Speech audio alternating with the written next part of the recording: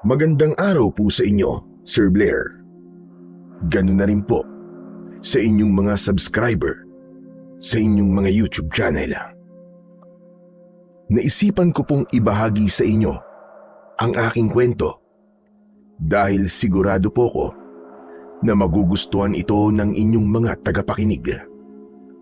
Sa kwentong ito ay nalaman ko na sadyang may mga bagay na kahit talikuran natin ay pilit pa rin yung babalik sa atin dahil yun ay talagang nakatakda sa atin.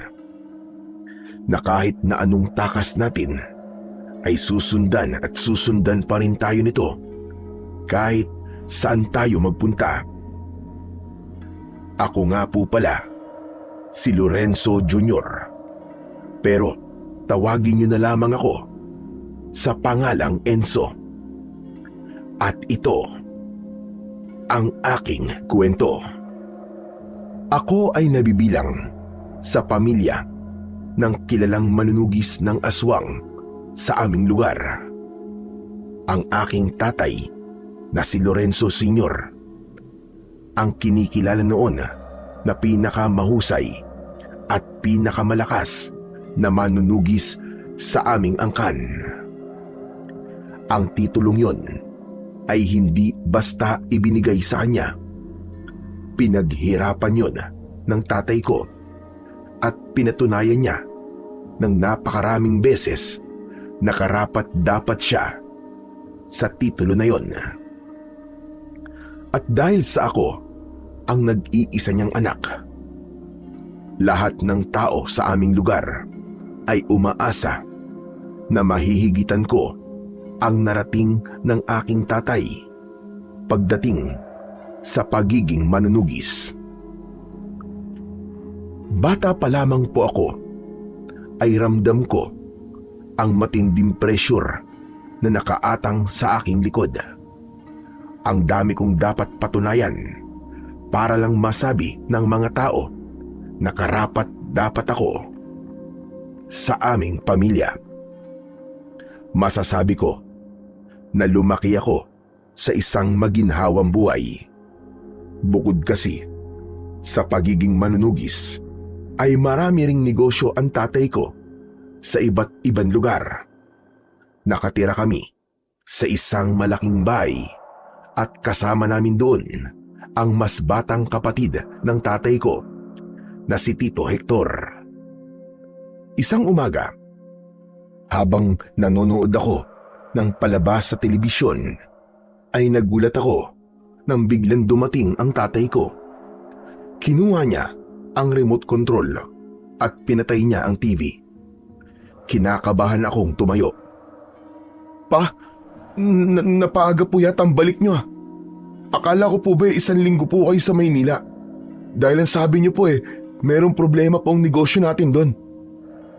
Hindi pwedeng di ako umuwi ngayon matapos kong malaman mula kay Isko ang ginawa mo kagabi. Totoo ba ang sinabi niya na hindi mo nagawang patayin ng aswang na namemerwisyo sa kabilang barangay? Totoo po ang sinabi ni Mang Isko. Pero nagawa ko naman pong sugatan ng aswang At mamayang gabi po, babalik po ko ron para tugisin ulit yung aswang. Ang usapan, papatayin mo ang aswang na yun at hindi basta susugatan lang. Hindi ka ba nahihiya sa ginawa mo? Nangako pa naman ako sa mga tao sa kabilang baryo na mabilis mong malulutas ang problema nila sa aswang. Sinabi ko sa kanila na kayang-kaya mo yun. Pero ano to? Anong ginawa mo? Halos 1 linggo na. Simula na nagsimula ka sa pagtugis sa aswang na yun.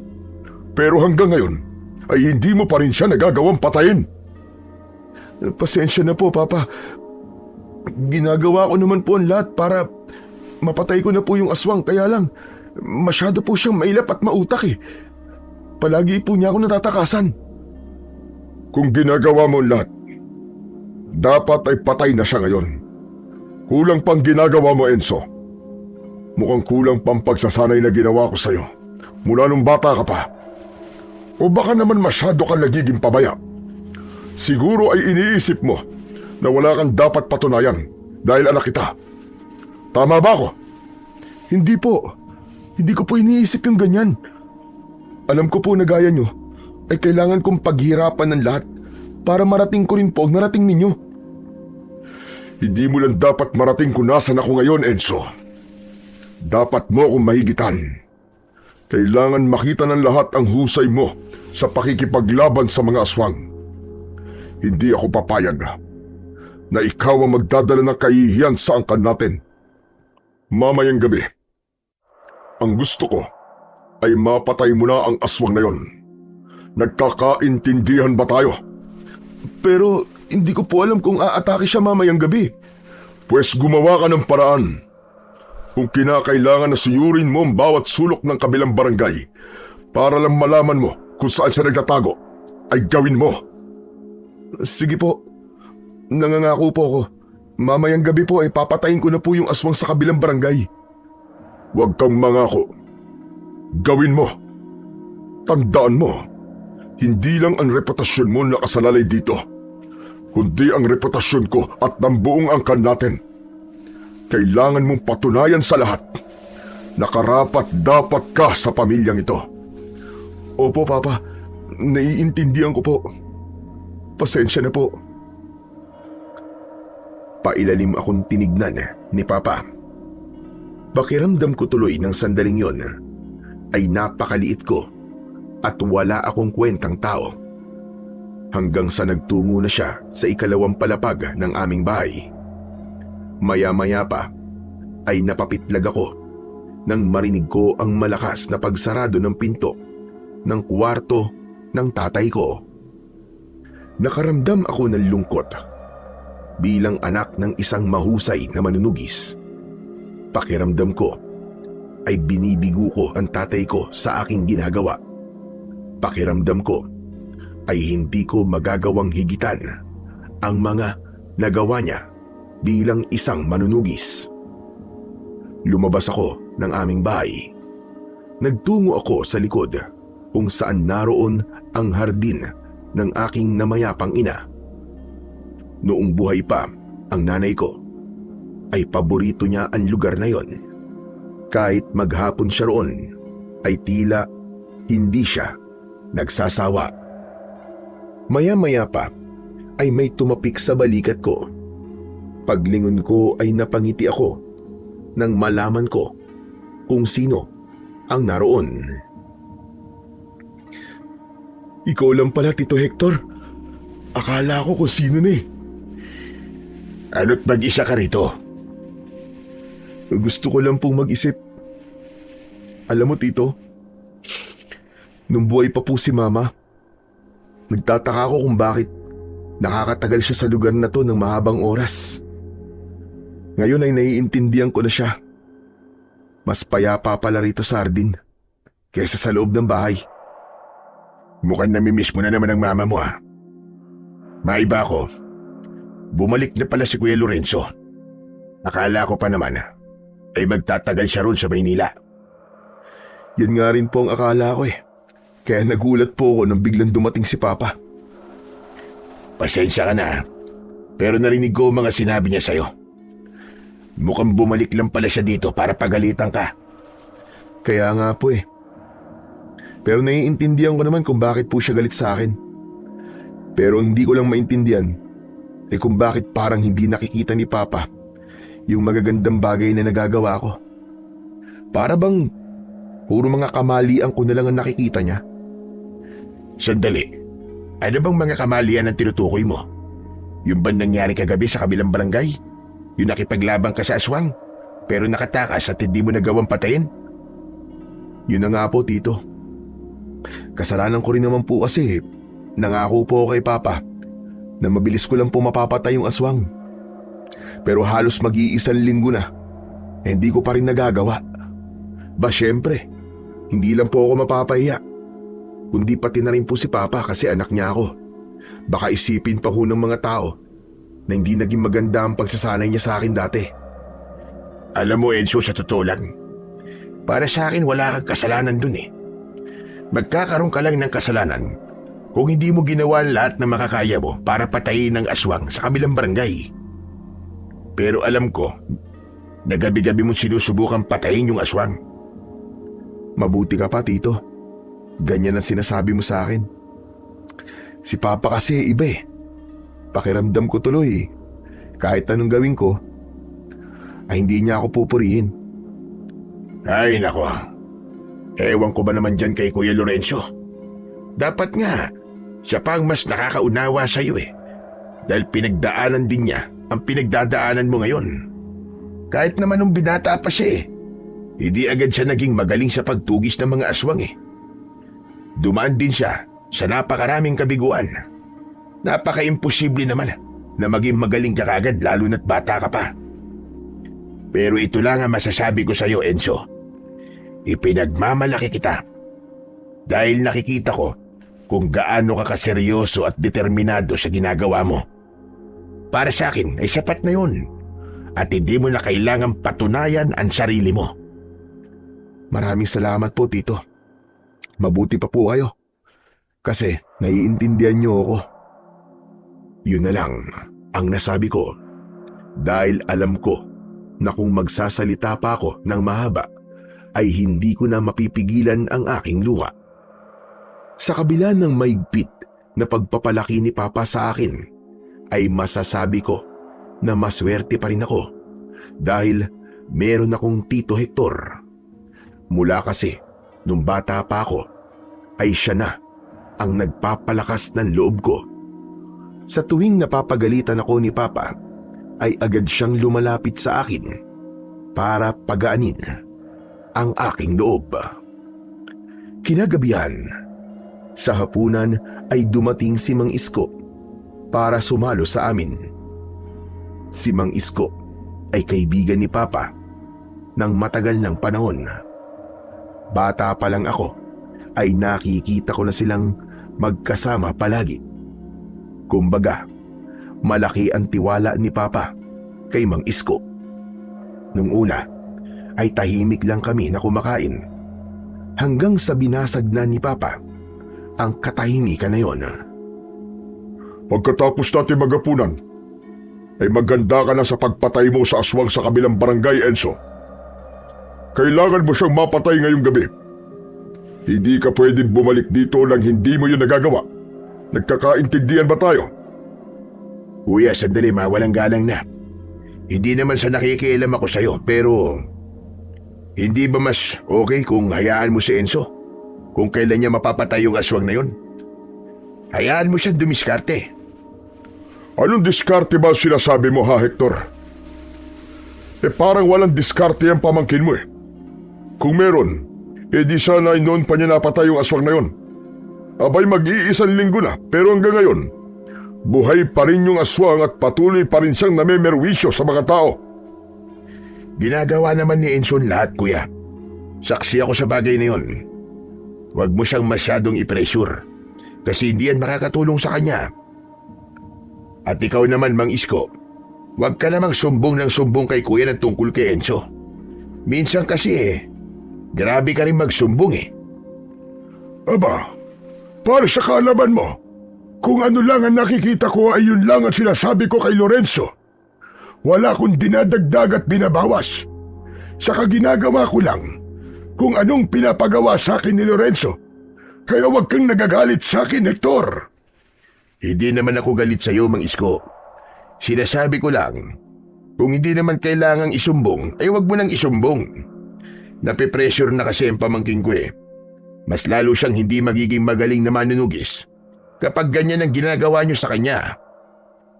Teka, sandali nga lang. Bakit para sa sinasabi mo na yan nakikialam ka na kung paano ko pinapalaki ang anak ko, Hector? Ipapaalala ko lang sa'yo na ako ang tatay ni Enzo. Ako ang masusunod kung paano ko siya palalakihin at didisiplinahin. Ginagawa ko to dahil si Enzo ang susunod na tatawagin pinakamagaling na manunugis sa ating angkan. Hinuhubog ko siya para sa bagay na yon. Kaya kung ako sa'yo, huwag kang nakikialam sa buhay namin mag-ama. Dahil kapag ipinagpatuloy mo pa yan, pasensya na, pero kahit kapatid kita, ay kaya kitang paalisin sa papamahay ko. Naramdaman ko ang matinding tensyon na namagitan kina Papa at Tito Hector. Kinabahan ako dahil sa bagay na yon. Inihanda ko na ang sarili ko sa pag-awat kung sakali na magkapisikalan silang dalawa. Pero biglang tumayo si Tito Hector at sinabi niya na nawalan na siya ng ganang kumain.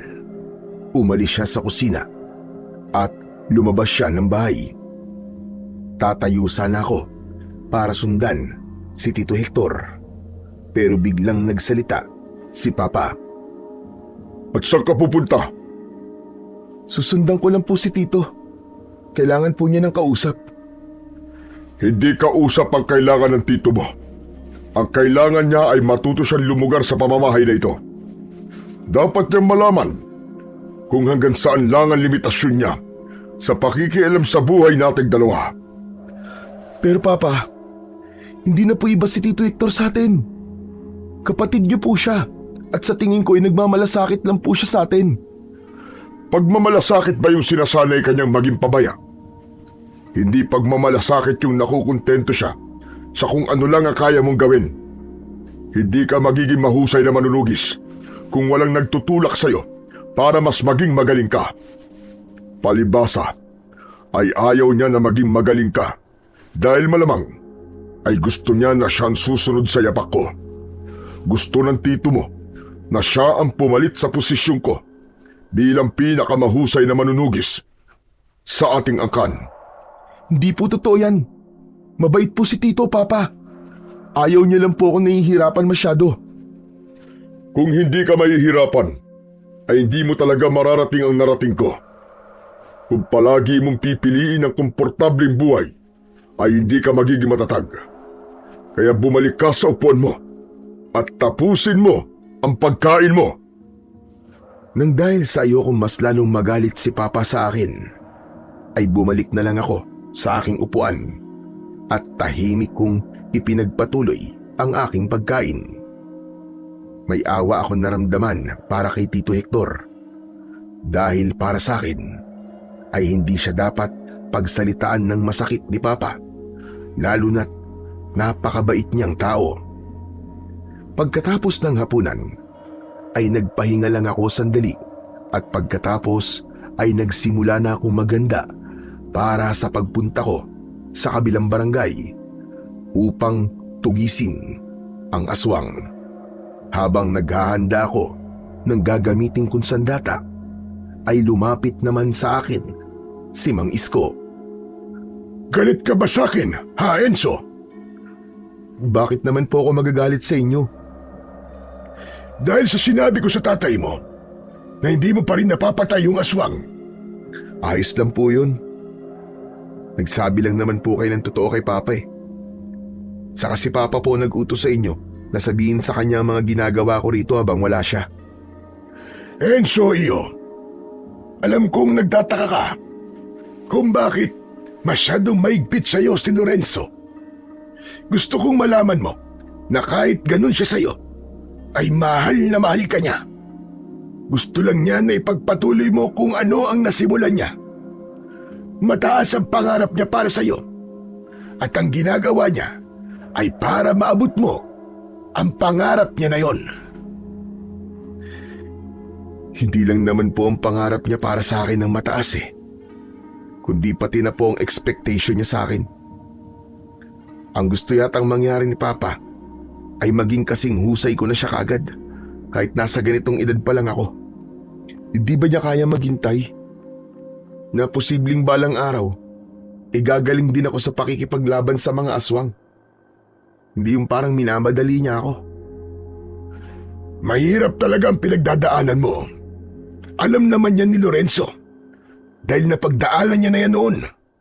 Saksi ako kung paano siya maliitin noon ng lolo mo dahil madalas talaga ay pumapalpak siya. Pero hindi sumuko ang tatay mo.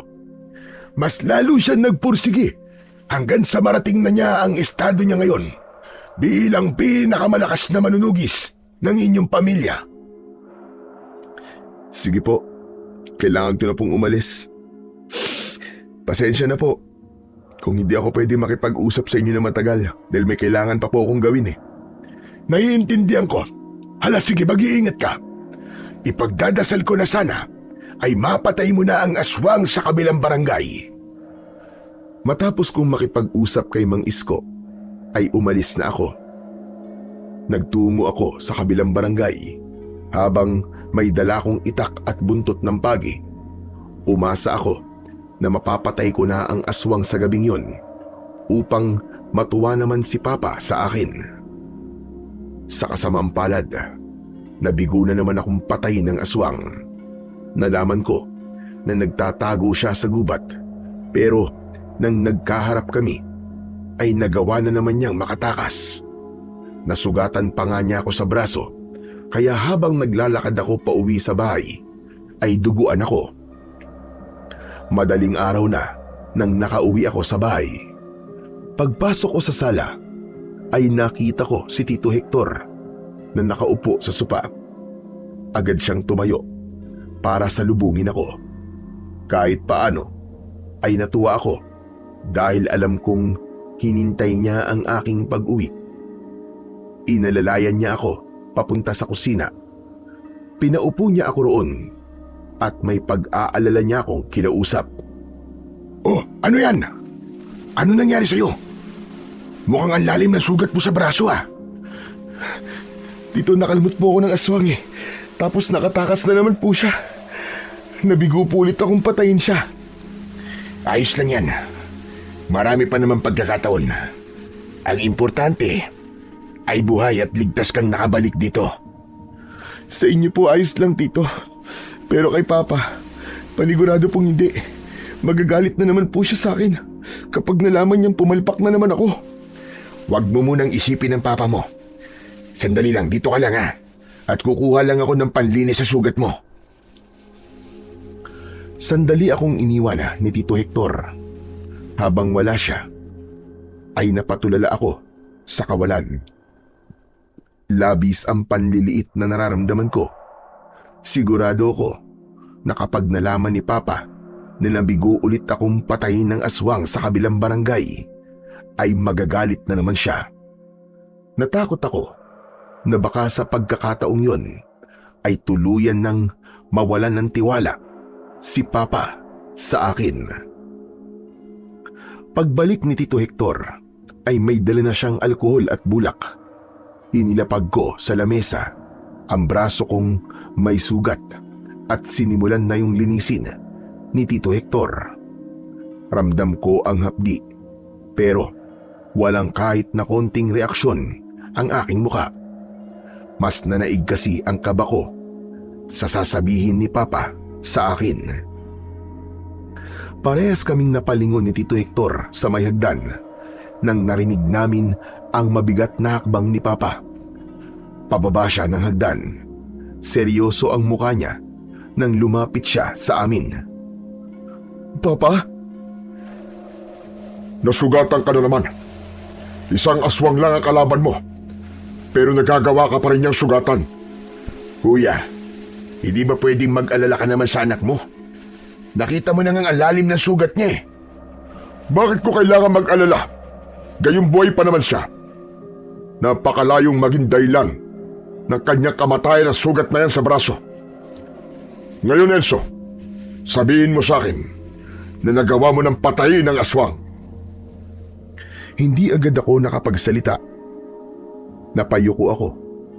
Wala akong ideya kung paano ko sasabihin kay Papa na muli akong nabigo at natakasan ng aswang. Bakit hindi ka makasagot? Huwag mong sabihin na hanggang ngayon ay buhay pa rin ang aswang na yon. Sandali lang, kuya. Kung maaari, mamayang umaga mo na lamang kausapin si Enzo tungkol sa bagay na yan. Pagod na pagod pa siya. Hayaan muna natin siya makapagpahinga. Sigurado ako na sa sandaling ito ay magulo pa ang isip niya. Manahimik ka. Hindi ikaw ang kinakausap ko. At bakit ako mananahimik kung masyado mong pinipresyo ang pamangkin ko? Pamangkin mo lang siya, Hector. Ako anak ko siya. Kung merong mas may karapatan, ako yun at hindi ikaw. Hindi ko sinasabi na mas may karapatan ako kay Enzo. Ang gusto ko lang naman sabihin, maging maluwag ka naman sa kanya kahit papano. Hindi na siya bata. Bakit hindi mo siya hayaan na gawin ang gusto niya? Bakit nung bata pa ba siya, ay tinanong mo siya kung gusto niya maging kagaya mo? Hindi naman, di ba? Basta mo na lamang isiniksik sa utak niya na dapat ay maging isa rin siyang manunugis na kagaya mo. Hindi mo nga tinanong kung anong gusto niya. Nasa tiyan pa lang si Enzo ng nanay niya ay nakatakda na siyang maging isang mahusay na manunugis. Ano bang gusto mo mangyari? Maging kagaya mo si Enzo? Na kahit anong gawin ay hindi naging kasing galing ko pagdating sa pakikipaglaban sa mga aswang, ganun ba? Nang sandaling yon, ay hindi ko na napigilang tumayo at pumagitna kina Papa at Tito Hector. Natakot ako na baka magkasakitan sila kapag mas tumindi pa ang kanilang pagtatalo. Tama na po! Tumigil na po kayong dalawa. Pa, sasabihin ko na po ang nangyari. Nabigo po ulit akong patayin yung aswang. Patawarin niyo po ako. Anong sinabi mo? Wala kang dapat na ihingi ng tawad, Enzo. Alam kong ginawa mo ang lahat ng makakaya mo at sapat na yun. Kaya hindi nagpupursige na maging magaling na manunugis ang anak ko ay dahil sa mga sinasabi mo sa kanya. Hindi pwedeng ginawa niya lang ang makakaya niya. Dapat ay mas sigitan niya kung ano ang kaya niyang gawin. Huwag na po kayong mag-away ng dahil sa akin, Pa, Tito. Nangangako po ako sa inyo na sa susunod, papatayin ko na po ang aswang na yon. Hindi na. Itigil mo na ang kalokohang ginagawa mo. Ako na ang papatay sa aswang na yon. Nakakahiya na sa mga tao sa kabilang barangay. Paniguradong iniisip nila na mahina ang anak ko dahil halos 1 linggo na niyang tinutugis ang aswang, hindi niya pa rin yun mapatay-patay. Galit na tumalikod si Papa. Mabigat ang mga hakbang niya nang umakyat siya sa hagdan. Gusto kong umiyak ng sandaling yon, pero pinigilan ko ang aking luha. Ayokong magpakita ng kahinaan kahit na kanino. Kahit nasaktan ako sa mga sinabi ni Papa, ay mas pinili ko pa rin ang manahimik. Hanggang sa naramdaman ko ang masuyong pagtapik ni Tito Hector sa balikat ko. Kahit wala siyang sinabi, ay nabawasan ang bigat na dala ko. Para sa akin, ay maswerte pa rin talaga ako dahil merong isang tao na nakakaintindi at umuunawa sa akin. Matapos yun, ay nagkulong na lang ako sa aking kwarto. Itinulog ko na lang ang sama ng loob ko. Nang dahil sa pagod sa nakaraang gabi, ay hapon na nang nagising ako. Paglabas ko ng kwarto, ay may naamoy akong mabangong niluluto sa kusina. Dahil sa gutom na ako, ay nagpunta ako sa kusina para kumain. Naroon si Mang Isko. Nakaharap siya sa lutuan at meron siyang hinahalo. Lumapit ako sa kanya at sinilip ko ang kanyang niluluto. Ang sarap naman po niyang niluluto niyo, Mang Isko. Ginataang halo-halo sa kambango. Nilagyan ko kasi ito ng dahon ng pandan kaya mabango. Nag-request kasi ang tatay mo na magluto ko nito para sa merienda. Malapit na po ba yung maluto, Mang Isko? Oo, malapit na ito. Pinapakulo ko lang ng gusto tapos ay okay na ito. Bakit, Tiyo? Nagugutom ka na ba? Opo, kagigising ko lang po kasi, kaya hindi po ako nakapag-almusal at tanghalian. Ganun ba? O siya, pwede naman na ito. Sige, kumuha ka ng mangkok mo at para makakain ka na.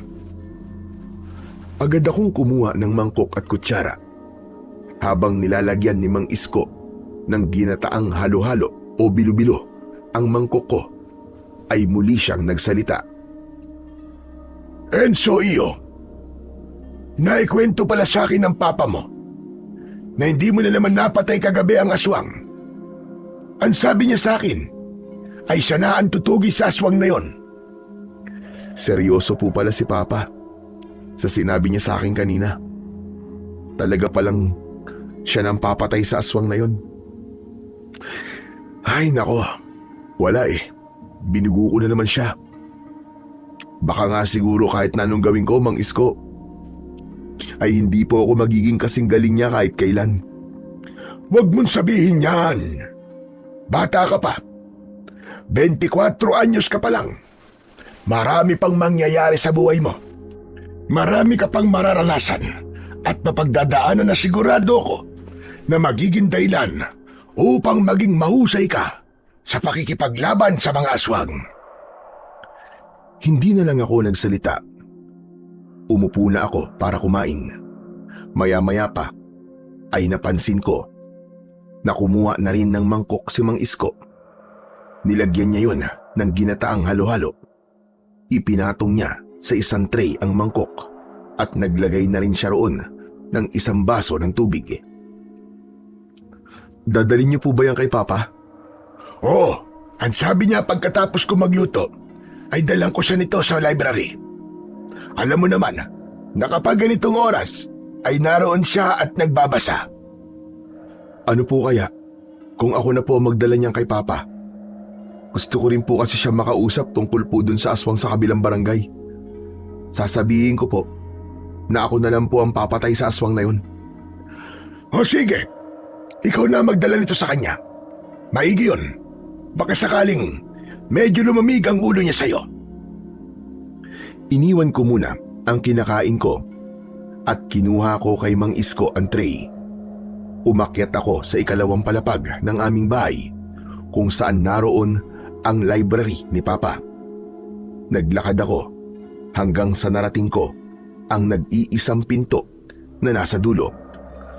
Marahan akong kumatok at nang narinig ko na sinabi ni Papa na bukas ang pinto ay saka ko yun binuksan. Nakaupo si Papa sa lounge chair habang nagbabasa ng aklat. Hindi siya tumingin sa akin. Nakatutok ang atensyon niya sa kanyang binabasa. Inilapag ko ang tray sa lamesang nasa tabi niya. Umangat ang mukha niya at bahagya siyang nagulat nang malaman niya na hindi si Mang Isko ang nagdala ng pagkain sa kanya. Hindi ko muna kinausap si Papa.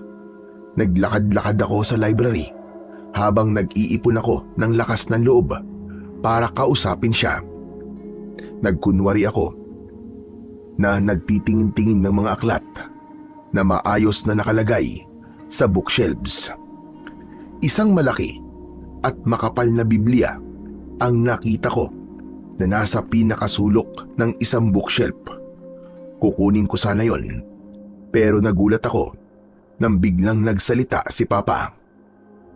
Ano pang ginagawa mo rito? Hindi ba naibigay mo na sa akin ang pagkain ko? Pwede ka na lumabas. Sandali lang po, Pa. May napansin lang po kasi ako. Kapag po kasi nagpupunta ako rito, palagi ko po nakikita tong Bible dito. Pero hindi ko po kayo nakikitang binabasa niyo to. Porke hindi mo ako nakikitang binabasa yan. Ibig sabihin ay hindi ko na yan binabasa. Sige na, lumabas ka na. Gusto ko mapag-isa. Pa, ang totoo po niyan eh. Gusto ko po kayo makausap. Gusto ko pong sabihin na sana eh, bigyan niyo pa po ako ng isa pang pagkakataon para patayin po yung aswang sa kabilang barangay. Napakaraming pagkakataon na ang ibinigay ko sa'yo. Tama na yon. Ako na ang tutugis sa aswang na yon. Kahit huling pagkakataon na lang po, Pa. Nangangako po ako sa inyo na magtatagumpay na po ako. Ilang beses ko nang narinig yan sa'yo, Enzo. Tama na. Ako na lang ang tatapos sa bagay na yan na dapat ay matagal mo nang tinapos. Sige na, lumabas ka na. Dahil kahit na anong sabihin mo, ay hindi na magbabago ang desisyon ko. Bumagsak ang balikat ko. Naramdaman ko na tila wala ng tiwala si Papa sa akin pagdating sa pagtugis sa mga aswang. Nagpaalam na ako sa kanya lalabas na sana ako ng library, pero natigilan ako nang nakita ko na nakapatong sa lamesa kung saan ko ipinapatong ang tray, ang isang bagay na alam kong napakahalaga sa pamilya namin. Yun ay ang gintong kaliskis ng dragon. Ayon kay Papa, ang bagay na yon ang pinakamalakas na agimat na panlaban sa mga aswang na meron ang aming pamilya. Nang panahon na yon ay si Papa ang nagmamay-ari nun. Base rin sa kwento niya sa akin noon, nagmula pa yon sa aming mga ninuno. Hindi ko alam kung totoong kaliskis nga yun ng dragon, pero parang kaliskis kasi talaga ang itsura nun. Isa yung uri ng agimat na nasa anyong kwintas. Lumapit ako kay Papa para mas makita ko nang malapit ang gintong kaliskis ng dragon. Nakataas ang dalawang kilay na tumingin si Papa sa akin. Ang akala ko ba'y lalabas ka na? Sandali lang po, Pa. Nakita ko po kasi na inilabas niyo po ang gintong kaliskis ng dragon. Sa pagkakatanda ko po, pangalawang beses ko pa lang po na nakikita yan. Ang una po ay nung bata pa ako. Naalala ko po na ikiniwento niyo po sa akin ang tungkol sa agimat na yan. Sinabi niyo rin po sa akin na kapag dumating po ang tamang panahon, ay ipapasa niyo po sa akin ang bagay na yan. Sa totoo lang, ay hindi na ako sigurado kung ipagkakatiwala ko pa ba ang agimat na yan sa'yo. Dahil po ba sa palagi na lang po akong palpak? Alam mo naman pala ang sagot. Pero bakit po, Pa? Di ba ako po ang nag-iisa niyong anak? Kaya hindi po ba dapat sa akin niyo po yan ipapamana? Ikaw ang lumagay sa aking katayuan. Isipin mo na may anak kang kagaya mo. Sa tingin mo ba, ay pagkakatiwala mo sa kanya ang isang napakalakas na agimat? O di ba? Hindi mo masagot ang tanong ko. Alam ko na parehas lang tayo ng gagawin. Ibig po bang sabihin, hindi niyo po ipapamana sa akin ang gintong kaliskis ng dragon? Tatapatin kita. Sa ngayon, ay hindi ko pa nakikitang handa ka para gamitin ang agimat na yan. Kung gaano kalakas ang kapangyarihan niyan, ay ganun din kabigat ang responsibilidad na kailangan mong pasanin habang ikaw ang nangangalaga niyan. Pero sa sandaling makita ko na handa ka na, ako mismo ang magbibigay niyan sa'yo. Kaya kung ako sa'yo, patunayan mo sa akin na karapat dapat ka para sa gintong kaliskis ng dragon. Sa huling sandali, ay sinulyapan ko ang gintong kaliskis ng dragon dahil hindi ko na alam kung kailan ko ulit yun makikita. Wala kasi akong ideya kung saan yun itinatago ni Papa. Aniya, tanging ang tagapangalaga lamang nun ang dapat na nakakaalam kung saan yun nakatago. Hindi na ako nagtagal sa loob ng library at iniwan ko na roon si Papa. Bumalik ako sa kusina upang ituloy ang aking pagkain. At habang kumakain ako, ay isang panibagong bagay ang tumakbo sa aking isip. At yun ay ang patunayan kay Papa na karapat dapat ako na maging susunod na tagapangalaga ng gintong kaliskis ng dragon. Kinagabihan, matapos ang aming hapunan, ay naghanda na si Papa para sa pagtugis sa aswang sa kabilang baryo. Nang umalis siya, ay agad kong kinuha ang itak na ginagamit ko sa pakikipaglaban sa mga aswang. Naisip ko kasi na sundan si Papa at tulungan siya na tugisin yung aswang upang makita niya na may kakayahan pa rin ako pagdating sa pakikipaglaban. Paglabas ko ng bahay ay nagulat ako nang sumalubong sa akin si Tito Hector. Enzo, saan ka pupunta? Bakit may dala ka pang itak? Tito, Huwag niyo pong sasabihin kay Mang Isko ah. Susundan ko po kasi si Papa eh. Tutulungan ko po siyang tugisin yung aswang.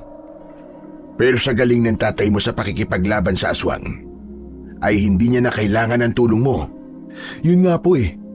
Naisip ko po kasi na tulungan si Papa o hindi kaya ay unahan siya sa pagpatay sa aswang para bumalik po ang tiwala niya sa kakayahan ko.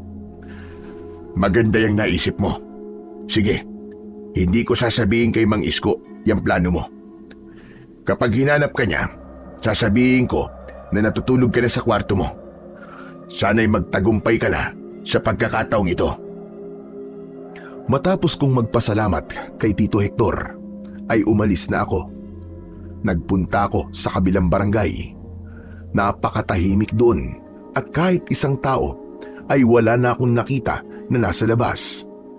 Tahimik akong naglakad at nakiramdam ako sa paligid. Hindi nagtagal ay may narinig akong malakas na pag-angil ng aswang.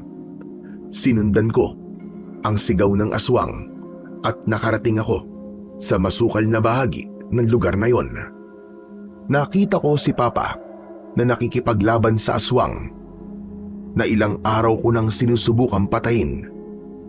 Sa kabila ng edad ng tatay ko ay masasabi ko na maliksi pa rin siyang kumilos at malakas pa rin ang kanyang pangangatawan. Pero kahit alam ko na kayang-kayang patayin ni Papa ang aswang na yon, ay naisipan ko pa rin na tulungan siya. Mabilis akong tumakbo palapit sa aswang. Akmang tatagain ni Papa ang aswang, pero hindi niya yun naituloy dahil sa pagdating ko. Enzo, anong ginagawa mo rito? Tutulungan ko po kayo. Hindi ko na kailangan ng tulong mo. Malakas na napasigaw si Papa nang kalmutin siya ng aswang sa dibdib. Itinulak siya ng aswang at nang natumba siya sa lupa ay tumakbo palayo ang aswang. Sinubukan kong habulin ang aswang pero nawala na siya sa paningin ko at hindi ko na nalaman kung saan siya nagpunta. Nang balikan ko si Papa ay nakaupo siya sa lupa. Kinabahan ako dahil matalim ang tingin niya sa akin. Napansin ko rin ang mga taong nakatingin sa amin. Inilahad ko ang isa kong kamay para sana tulungan si Papa na tumayo, pero malakas niya yung tinabig at mag-isa siyang tumayo. Papa, sorry. Hindi ko naman alam na makakatakas yung aswang eh. Sa bahay na tayo mag-usap. Mas lalo ko natakot sa sinabi ni Papa sa akin. Sigurado ako na sa sandaling yon ay galit na naman siya, pero hindi niya yon mailabas dahil sa mga taong naroroon.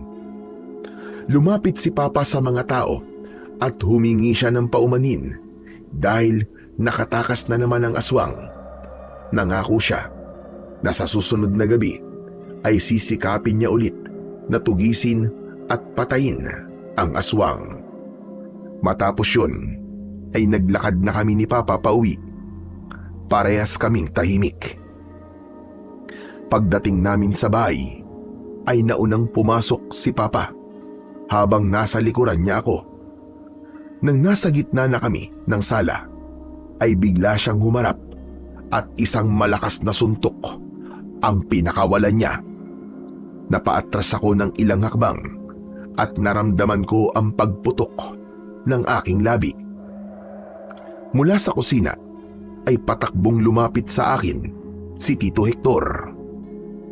Kuya, bakit mo naman sinuntok si Enzo? Dapat lang sa kanya yan. Enzo, ano ba nangyari? Bakit ka sinuntok ni Kuya? Nakatakas po yung aswang sa kabilang barangay ng dahil sa akin. Hindi yun ang dahilan kung bakit kita sinuntok. Alam mo ba kung anong ginawa mo? Ipinahiya mo ko sa harap ng maraming tao.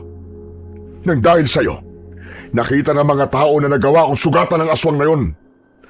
Sa tagal ko nang nakikipaglaban sa mga aswang, ngayon lang ulit ako nasugatan. Patawarin niyo ako, Pa. Gusto ko lang naman po kayong tulungan eh. Hindi ko kailangan ng tulong ng mahinang kagaya mo. Kung hihingi ako ng tulong, ay hindi sa tulad mong palpak.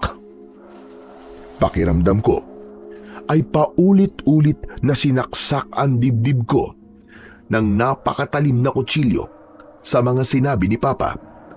Kahit ayokong ipakita na umiiyak ako, ay hindi ko na napigilan ang pagkawala ng aking luha. Sigurado ko na sa oras na ito ay pinagtatawanan na tayo ng mga tao. Iniisip nila na naturingan akong pinakamagaling na manunugis sa ating pamilya. Pero isang aswang lang ay nagawa akong sugatan. At ang mas matindi pa ron ay natakasan pa niya ako. At yun ay dahil lahat sa iyo, Enzo. Nagsisisi ako kung bakit ko pa ipinagamit sa iyo ang aking pangalan.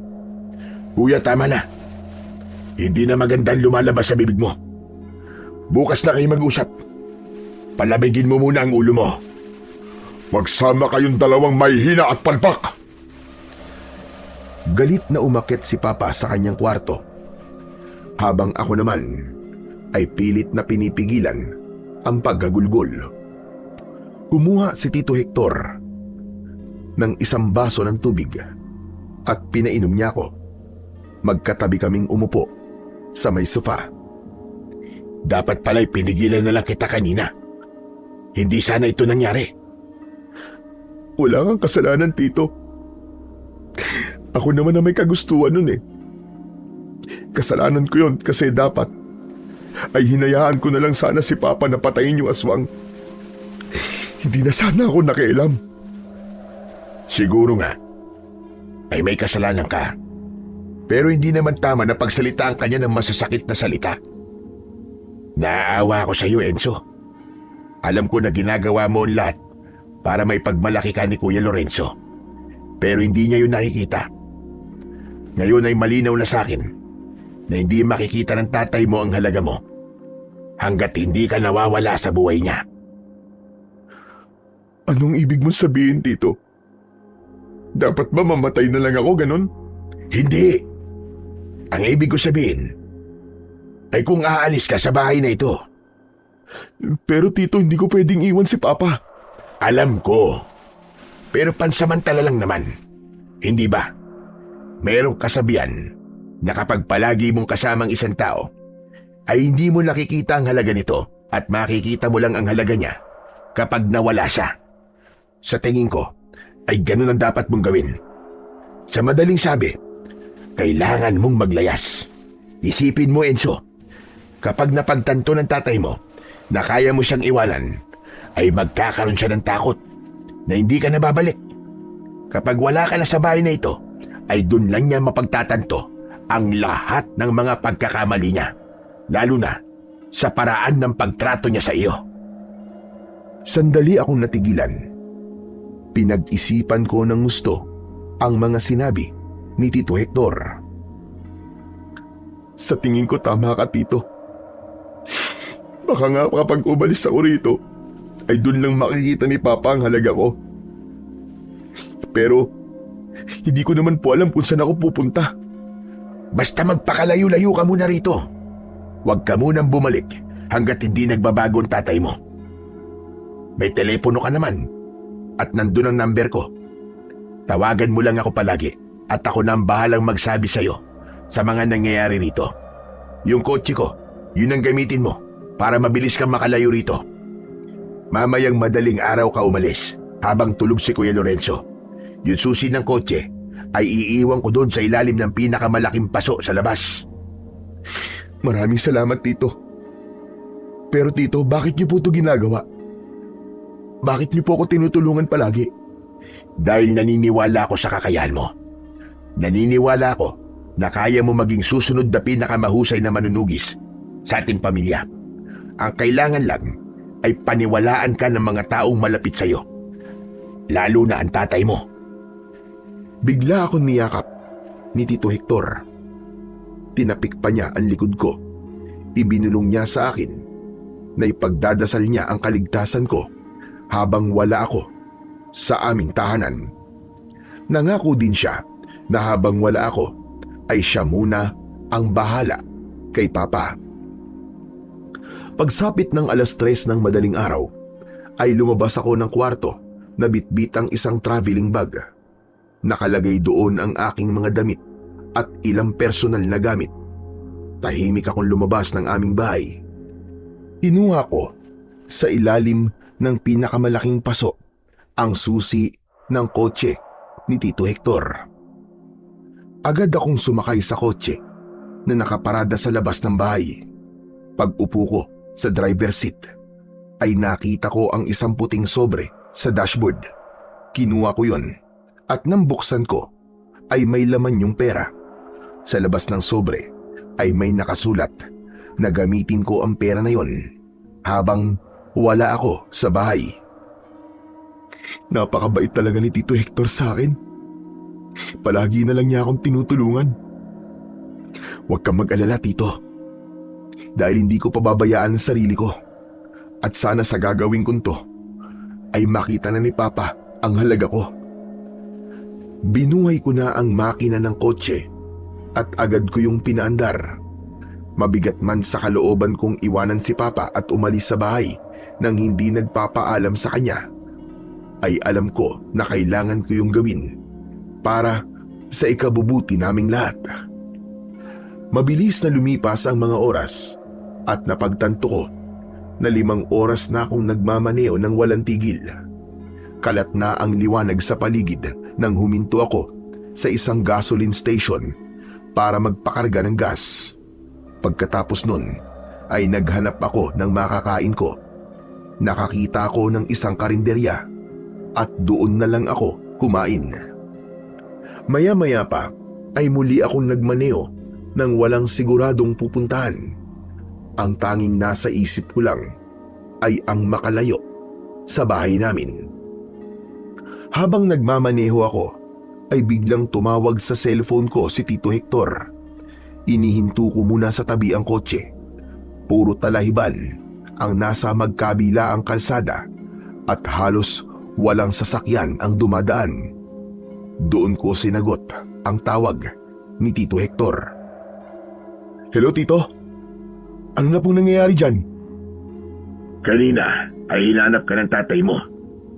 Pero hindi ko pa nakikitang nag-aalala siya. Ang sabi niya, kung lumayas ka raw, ay wala raw siyang planong hanapin ka. Tito, hindi po kaya wala talagang pakialam si Papa sa akin? Ano kaya kung bumalik na lang po ako dyan?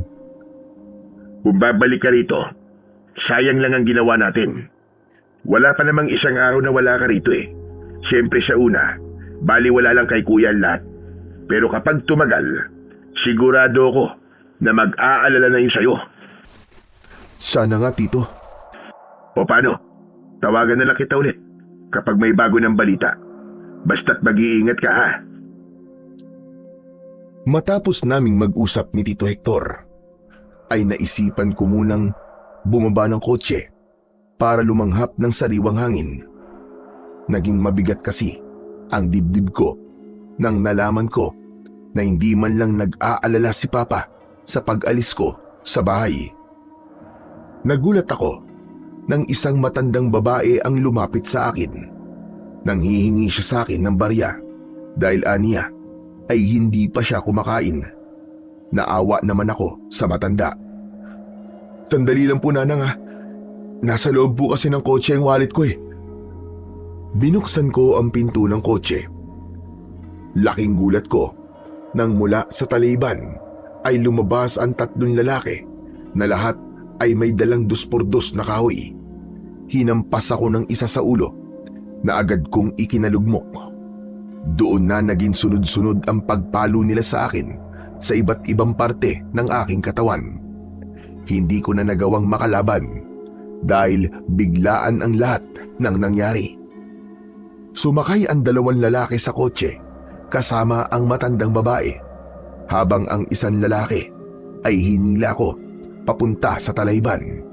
Isang malakas na palo sa ulo ko ang muling ibinigay sa akin ng lalaki at doon na unti-unting nanlabo ang aking paningin hanggang sa tuluyan na akong nawalan ng malay. Madilim na nang nagising ako. Halos hindi ako makagalaw dahil sa matinding bugbog na inabot ko. Ganun pa man, pilit akong gumapang hanggang sa nakalabas na ako sa talahiban. Wala na sa gilid ng kalsada ang kotse. Labis akong nangamba dahil hindi ko na alam kung paano ako mabubuhay. Lahat ng gamit ko ay nasa kotseng yon, pati na ang aking cellphone. Walang yung matandang babae na yun. Kasabwat pala siya ng mga magnanakaw. Aray ko. Aray.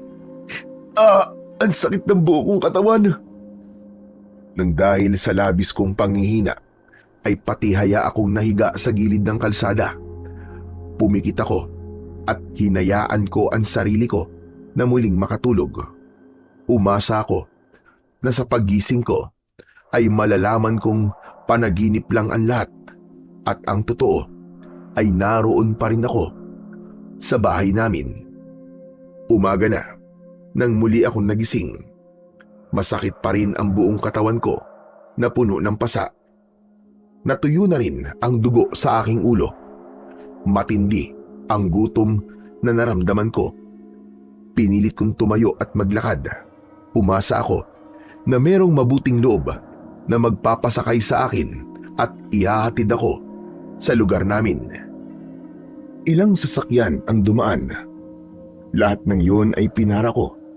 Pero kahit isa sa kanila ay walang huminto para tulungan ako. Sino ba kasing tutulong sa akin kung ganito ang itsura ko? Malamang lahat ng nakakakita sa akin ay natatakot. Nagpatuloy ako sa paglalakad kahit nangihina na ako nang dahil sa gutom at matinding pananakit ng aking katawan. Hanggang sa may nakita kong maliit na bahay sa gilid ng kalsada. May poso sa tabi ng bahay. Agad akong uminom ng tubig mula roon at naglinis na rin ako ng aking katawan. Ngunit biglang may lumabas na isang lalaking may dalang itak mula sa bahay. Napagkamalan niya akong baliw kaya itinaboy niya ako. Sa takot ko na baka saktan ako ng lalaki, ay umalis na lang ako. Mabilis na lumipas ang mga araw at hindi ko na namalayan na 1 linggo na akong palaboy-laboy. Naging madumi na ang damit ko at napakabaho ko na dahil ilang araw na akong hindi nakakaligo. Sa ilang araw na paglalakad ko ay nakarating na ako sa isang bayan at nagmistula na akong palaboy doon. Dahil sa wala akong pera ay nabuhay ako sa pamamalimos at paghingi ng pagkain sa kung sino-sino. Hindi ko na rin alam kung paano ako makakabalik sa bahay at dahil hindi ko alam kung nasaan lugar ako, hindi ko memoryado ang cellphone number ni Tito Hector kaya hindi ako pwedeng manghiram ng cellphone para matawagan siya. Isa pa, duda ako na merong magpapahiram ng cellphone sa akin sa itsura ko. Hanggang sa inabot na ako ng 1 buwan sa pagiging palaboy ko. Nasanay na akong matulog sa kung saan-saan. Nang panahon na yon ay unti-unti na akong nawalan ng pag-asa na makakauwi pa ako sa amin. Isa pa, may hinala ako na walang pakialam si Papa sa pagkawala ko sa bahay. Baka nga masaya pa siya dahil wala na ako sa buhay niya. Wala na ang kanyang anak na puros kahihiyan na lang ang dinadala sa kanya. Isang umaga, habang natutulog ako sa labas ng isang tindahan ng inihaw na manok, ay nagising ako dahil sa sinipa ako ng taong nagtatrabaho roon. Pinaalis niya ako dahil aniya ay hindi ako pwedeng matulog doon kasi napakabaho ko. Wala na akong nagawa kundi ang maglakad palayo. Hindi ko naiwasang maawa sa sarili ko dahil napakalayo na ng buhay ko sa buhay ko ngayon. Nagulat ako nang may biglang tumapik sa balikat ko mula sa aking likuran. Paglingon ko, hindi ako makapaniwala nang malaman ko na si Mang Isko ang nasa aking harapan.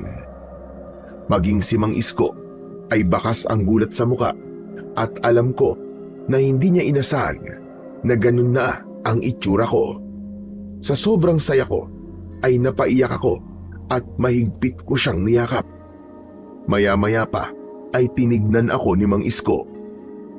Diyos ko, ang akala ko ay namamalikmata lamang ako kanina nang nakita kita. Akala ko ay kamukha ka lang ni Enzo. Pero ikaw pala talaga yan. Salamat sa Diyos at buhay ka. Salamat po't nakita ko kayo, Mang Isko. Akala ko talaga mabuhay na ako magiging palaboy. Kung alam mo lang, ilang linggo na kitang hinahanap. Kung saan-saan na ako nagpunta. Mabuti na lang at naisipan kong magtungo sa lugar na ito. Ano ba nangyari sa iyo, Iyo? Bakit ka umalis ng bahay? Gusto ko po kasi makita ni Papa ang halaga ko eh. Naisip ko po kasi na kung mawawala ako sa bahay ay saka lang yun mangyayari. Ginamit ko po yung kotse ni Tito Hector. Sa kasamaang palad, nanakawan po ako. Ninakaw po yung kotse tapos nandun po ang lahat ng gamit ko pati na po yung cellphone at pera ko. Kaya ganun, naging palaboy na lang po ako. Patawarin ka ng Diyos. Hindi mo alam kung gaano nag-alala ang papa mo simula nung nawala ka sa bahay. Ay nung unang araw pa lang na nalaman niya kay Hector na naglayas ka, ay labis na siyang nag-alala sa'yo. Nagsasabi po ba kayo na totoo? Parang hindi po ganyan ang sinabi sa akin ni Tito Hector. Ang sabi po niya nung tinawagan niya ako ay hindi man lang daw po nag-alala si Papa sa akin. Hindi totoo ang sinabi niya. Pero Enzo, kailangan mo nang umuwi. Mang Isko, natatakot po ako kay Papa eh. Baka po pagalitan na naman niya ako eh. Kilala ko po siya. Kahit mapahamak ako ay sisisihin pa rin niya ako. Kailangan mo nang umuwi. Hindi lang ang papa mo ang may kailangan sa'yo, kundi maging ang ating buong barangay. May hindi magandang nangyayari roon ngayon. Kaya nga ginawa ko ang lahat para hanapin ka. Bakit po, Mang Isko? Ano po ba nangyayari ngayon sa lugar natin? Hindi maganda, Enzo. Pero mas makakabuti kung ikaw na mismo makakakita nun. Kaya mas makakabuti kung bumalik ka na kagad. At huwag kang mag-alala dahil hindi galit sa'yo si Lorenzo. Sandali akong natahimik. Kilala ko si Mang Isko. Hindi siya sinungaling na tao at sigurado na nagsasabi siya ng totoo. Alam kong hindi siya gumagawa lang ng kwento para sumama ako sa kanya. Kaya naman sa huli ay pumayag na ako na sumama sa kanya pabalik sa aming bahay. Bumili muna kami ng damit ko sa ukay-ukay at naligo ako sa pampublikong banyo sa isang palengke. Matapos yon ay sumakay na kami ng bus. Habang sakay ng bus ay nakaramdam ako ng kaba sa kung ano ang bubungad sa akin sa aming lugar. Oo nga pala, Enzo, Iyo. Meron akong kailangan sabihin sa'yo. Pagdating natin sa bahay niyo, ay huwag mo munang sasabihin kay Hector na nagkita tayong dalawa. Bakit naman po? Basta, sundin mo na lamang ako. Ang sabihin mo ay ikaw ang kusang nagdesisyon sa pag-uwi roon. Pero bakit nga po? Basta, sundin mo na lang ang sinabi ko at huwag ka nang maraming tanong. Huwag na huwag mong sasabihin kay Hector na nagkita tayong dalawa. Nagkakaintindihan ba tayo? Naguguluhan po ako sa inyo pero... Sige po, Mang Isko. Gagawin ko na lang po ang sinabi niyo. Isa pa, gawin mo ang lahat para malaman mo kung nasaan ang gintong kaliskis ng dragon. Kapag nakauwi ka na sa inyo, ay malalaman mo kung bakit mo yun kailangang mahanap. Masyado naman po kayong pasuspense, Mang Isko. Hindi niyo na lang po sabihin sa akin ng diretso ang lahat eh. Saka imposible po na malaman ko kung nasan yun dahil hindi po yun sasabihin sa akin ni Papa. Kaya nga kailangan mong hanapin yun. Basta't mag-iingat ka, Enzo, Iyo. At huwag ka basta-basta magtitiwala sa kahit na sino. Matapos yun, ay natulog na muna ako habang bumabiyahe. Hindi ko na namalayan ang paglipas ng mga oras hanggang sa ginising na ako ni Mang Isko. Nasa istasyon na pala kami ng bus. Bumaba na kami ng bus at sandali kaming kumain. Binigyan ako ni Mang Isko ng pera na siyang pambayad ko sa tricycle na maghahatid sa akin papunta sa bahay. Aniya ay hindi na niya ako masasamahan pa uwi. Nagtaka ako sa mga nangyayari. Malakas ang pakiramdam ko na merong hindi sinasabi si Mang Isko sa akin. Pero ganun pa man ay pinili ko na lang na magtiwala sa kanya. Maya-maya pa ay sakay na ako ng tricycle na siyang maghahatid sa akin pauwi sa aming bahay. Papalubog na ang araw ng sandaling yon. Nang nasa barangay na namin ako, ay napansin ko na halos walang tao ang nasa labas. Hindi nagtagal ay huminto yun sa tapat ng bahay namin at nang bumaba ako ay nilukob ako ng matinding kaba. Kahit sinabi ni Mang Isko na hindi galit si Papa sa akin, ay hindi ko pa rin maalis sa isip ko yung sinabi ni Tito Hector na walang pakialam si Papa sa akin nang nalaman niya na naglayas ako. Kumatok ako sa pinto pero walang nagbukas. Pinihit ko ang doorknob at nang nalaman kong hindi yun nakalak ay binuksan ko na ang pinto. Napakatahimik ng aming bahay at nakapatay ang lahat ng ilaw. Binuksan ko ang ilaw sa sala. Papa? Papa? Tito Hector? Naghintay ako ng ilang segundo pero wala akong nakuhang sagot. Umakyat ako sa ikalawang palapag ng bahay at dumiretso ako sa kwarto ni Papa. Hindi ako makapaniwala nang nakita ko si Papa. Nakahiga siya sa kanyang malaking kama. Payat na payat ang kanyang katawan at maputla ang kanyang balat. Hindi ko na napigilan ang pagkawala ng aking luha sa aking mga mata. Sa sobrang awa ko kay Papa, lumapit ako sa kanya at nang hawakan ko ang kanyang kamay ay napakalamig nun.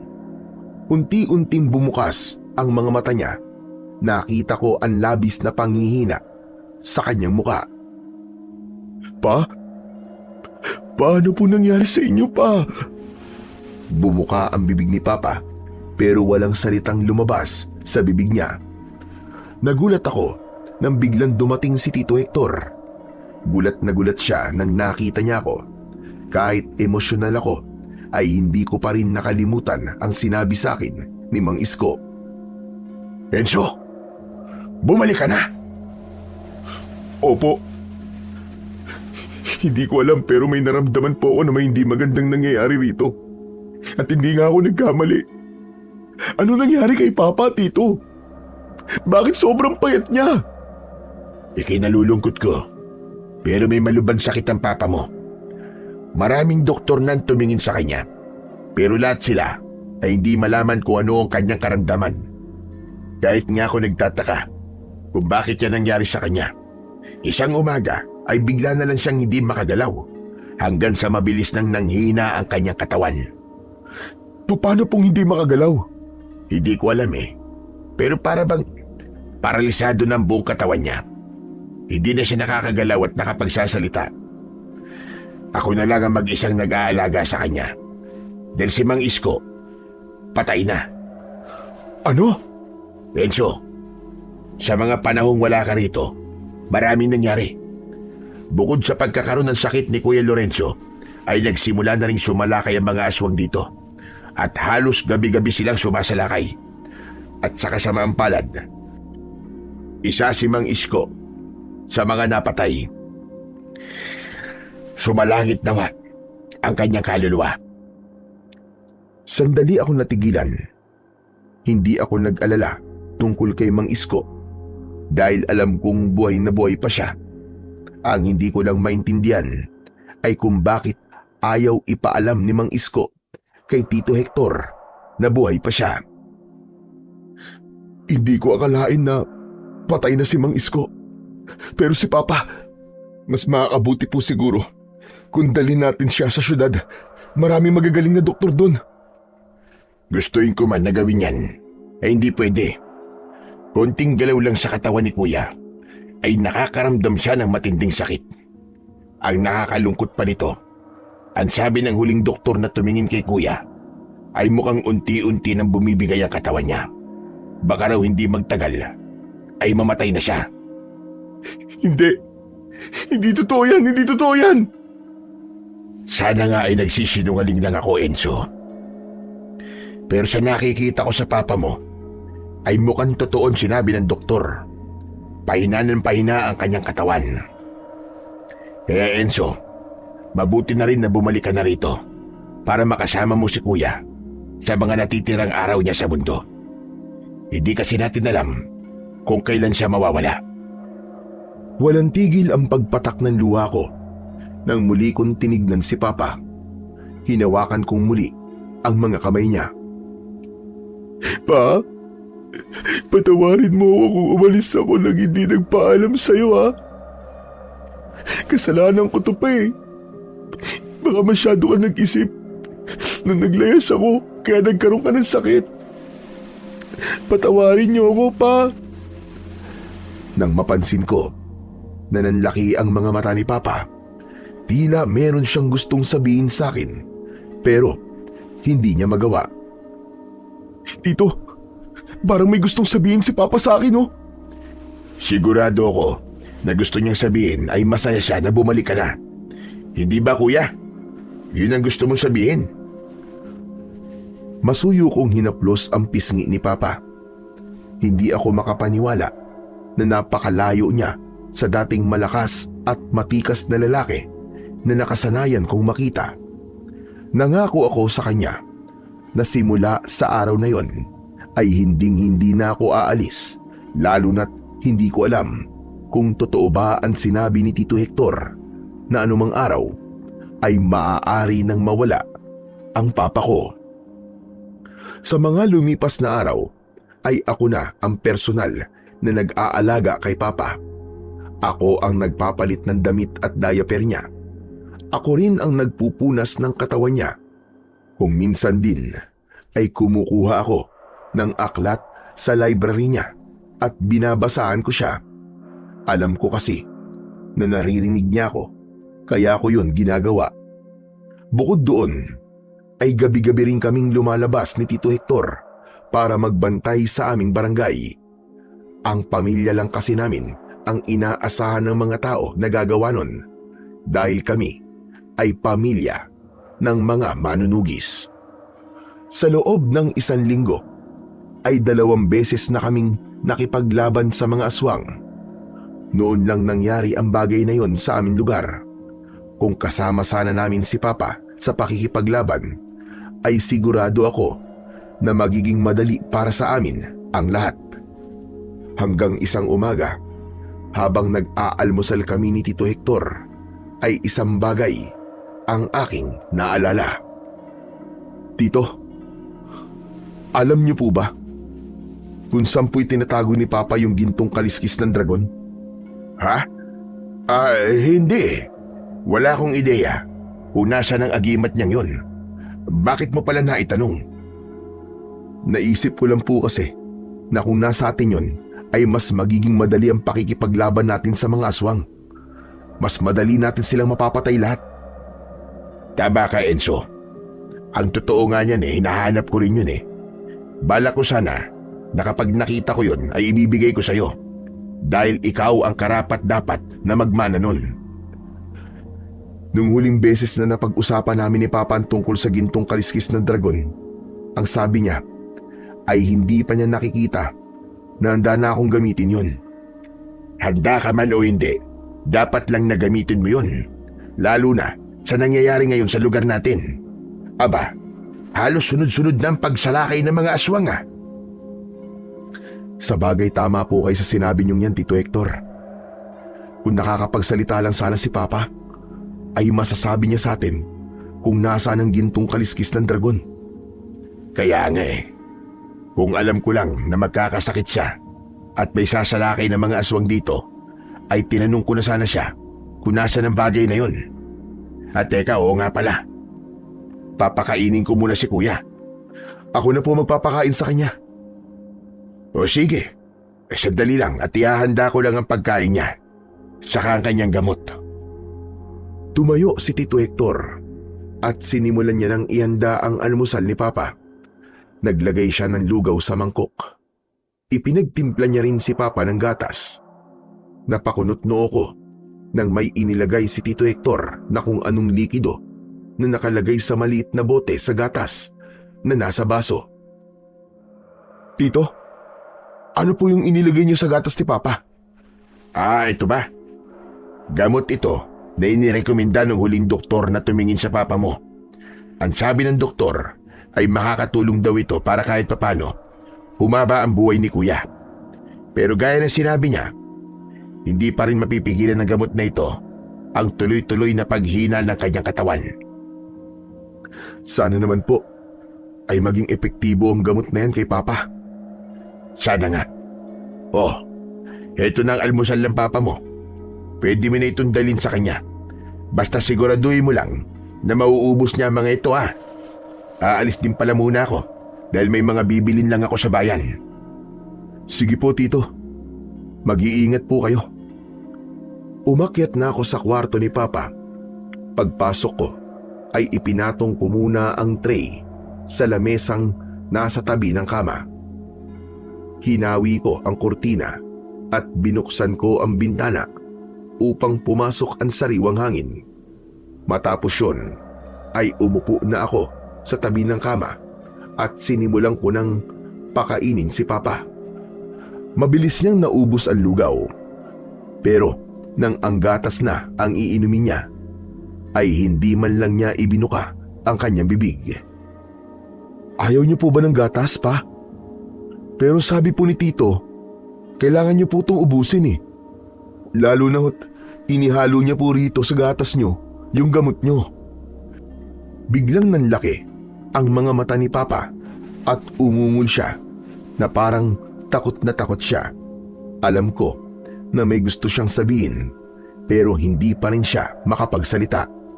O sige po, kung ayaw niyo po itong gatas wala pong problema. Hindi ko na po kayo pipilitin. Sige ibabalik ko lang po itong pinagkainan niyo sa baba tapos babalik po ulit ako dito para basahan po kayo ng libro.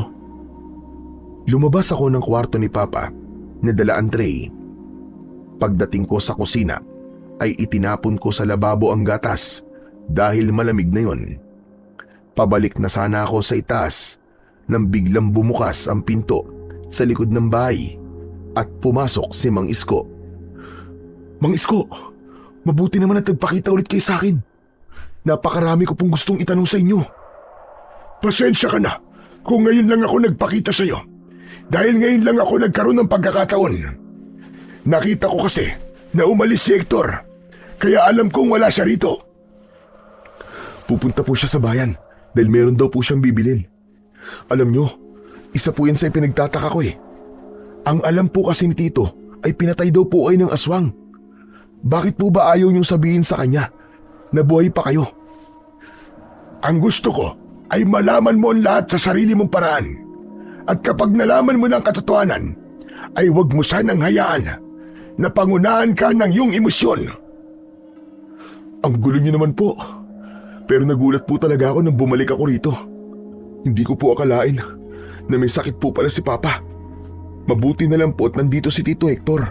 Siya po ang nag-alaga kay Papa nung wala ako rito.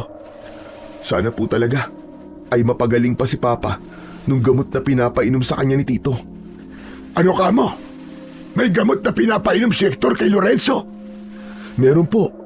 Nakalagay po yun sa maliit na bote na kulay puti. Nasaan ang boteng yun? Hindi ko po alam Si Tito po nagtatago nun Pero siguro po nasa kwarto niya yun. Pag mabuti pa, balikan mo muna ang papa mo. May hahanapin lang ako sa kwarto ni Hector. Ano pong hahanapin niyo ron? Basta, huwag ka ng maraming tanong. Yung sinabi ko sa iyo huwag mong kakalimutan. Hindi dapat malaman ni Hector na buhay pa ako at nag-uusap tayong dalawa. At yung gintong kaliskis ng dragon, Kailangan makita mo na yon sa lalong madaling panahon. Sige na, balikan mo na ang papa mo. Madali ka. Napakamot na lang ako sa likod ng aking ulo. Iniwanan ko na si Mang Isko at nagpunta na ako sa ikalawang palapag ng aming bahay. Binalikan ko si Papa sa kanyang silid at kinuha ko ang aklat na binabasa ko sa kanya. Maya-maya pa ay sinimulan ko na ang pagbabasa ng malakas habang si Papa naman ay nakikinig sa akin. Hapon na nang bumalik si Tito Hector. May dala siyang ulam para sa hapunan namin mamaya. Sa totoo lang, napakarami kong gustong itanong sa kanya, lalo na kung alam niya ang dahilan ni Mang Isko kung bakit ayaw nitong malaman ni Tito Hector na buhay pa siya. Pero pinigilan ko ang aking sarili. Naniwala ako na may magandang dahilan si Mang Isko kung bakit niya yon ginagawa. Pagkatapos naming maghapunan, ay inihanda na ni Tito Hector ang pagkain ni Papa. Muli siyang nagtimpla ng gatas at nilagyan niya yon ng gamot. Tito, hindi pala nainom ni Papa yung gatas niya kaninang umaga. Ayaw niya kasing inumin eh. Ano ka mo? Bakit di mo siya pinilit? Napaka-importante ng gatas na yon dahil doon nakahalo ang gamot niya. Pasensya na po kayo. Naawa po kasi ako sa kanya eh. Parang ayaw niya po talaga ng gatas eh. Anak ng putya. Napakatigas talaga ng ulo ni Kuya. Hayaan mo na. Ako na lang ang palaging magpapakain sa kanya para makasiguro tayo na maiinom niya ang gamot niya. Matapos yun, ay dinala na ni Tito Hector sa kwarto ni Papa ang pagkain. Ako naman ay inihanda ko na ang mga gagamitin ko para sa pagbabantay namin mamaya. Ipinagdasal ko rin na sana ay matapos na ang kaguluhan sa aming barangay at gumaling na si Papa sa kanyang sakit. Gusto ko pa kasi siyang makasama ng matagal at ipinangako ko sa aking sarili na sa sandaling humaba pa ang buhay niya ay babawi ako sa kanya ng gusto. Ilang linggo pa ang lumipas at patuloy pa rin kami ni Tito Hector sa pagbabantay tuwing gabi sa aming lugar. May mga gabi na tahimik pero meron ding hindi dahil may mga aswang na sumasalakay. Napansin ko na tila hindi nauubos ang mga aswang na sumasalakay sa aming lugar. Kapansin-pansin din na tanging ang barangay lang namin ang nakakaranas ng ganun habang ang mga kalapit naming barangay ay hindi. At nang dahil doon ay isang teorya ang aking nabuo. Nang nagkausap kami ni Tito Hector ay agad ko yung sinabi sa kanya. Tito, sa tingin ko ay merong isang malakas na aswang na nag-uutos sa mga aswang na sumalakay sa ating lugar. Paano mo naman nasabi yan? Yun po kasi ang nararamdaman ko eh. Hindi niyo po ba napapansin na sa barangay lang natin sumasalakay ang mga aswang? Hindi po ba isa yung senyales na merong nag-uutos sa kanila? Siguro, yung pinuno nila ay may personal na galit sa lugar natin. At sinong aswang naman ang gagawa nun? Hindi ko rin po alam eh. Wala po akong ideya kung sino. Pero malakas ang kutob ko na baka isa yun sa mga aswang na may galit kay Papa. Baka dito niya pinapasalakay ang mga alagad niya dahil alam niya kung gaano kamahal ni Papa ang lugar na to. Kaya kailangan ko na po talaga malaman kung nasaan ang gintong kaliskis ng dragon. Hindi po natin alam kung kailan aatake yung pinuno ng mga aswang. Hindi po tayo sigurado kung kaya ba natin siya dahil paniguradong mas malakas siya sa mga pangkaraniwang aswang na nakalaban natin nitong mga nakaraang gabi. Sa palagay ko tama ang hinala mo. At kung totoo nga ang lahat ng sinabi mo, ay isang napakalaking panganib ang kinakaharap natin sa ngayon. Sayang lang talaga. At hindi man lang kaya magsalita ni Kuya Lorenzo. Siya lang kasi talaga ang nakakalam kung saan niya tinago ang gintong kaliskis ng dragon. Nabahala ako ng gusto matapos naming mag-usap ni Tito Hector. Doon ko napagtanto na anumang sandali ay maaaring umatake ang pinuno ng mga aswang. At kapag nangyari yun, ay wala akong ideya kung mananalo pa ba kami sa laban. Hanggang isang umaga, pinuntahan ko si Papa sa kwarto niya. Naabutan ko siyang nakatingin sa nakabukas na bintana at umiiyak siya. Lumapit ako sa kanya at gamit ang aking kamay ay pinunasan ko ang kanyang luha. Umiiyak po ba kayo dahil sa kalagayan niyo, Pa?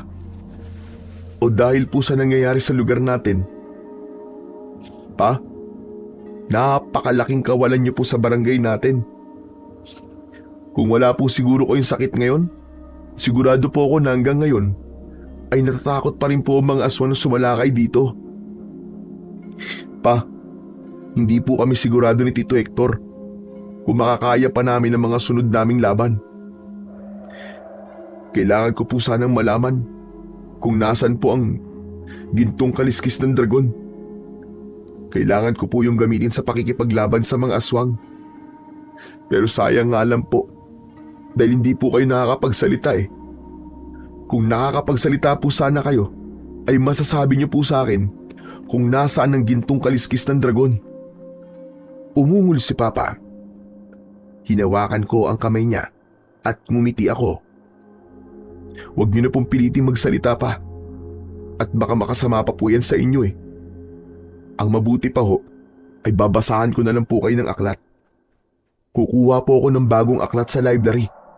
Kasi natapos ko na pong basahin yung isang aklat na binasa ko po sa inyo kahapon eh.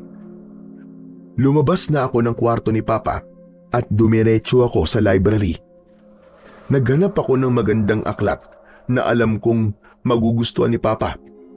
Isa-isa kong tinignan ang mga aklat na nasa bookshelves hanggang sa napahinto ako nang nakita ko ang malaking Biblia na nasa pinakasulok. Mas mabuti siguro kung ito na muna ang babasahin ko kay Papa. Kinuha ko ang Biblia.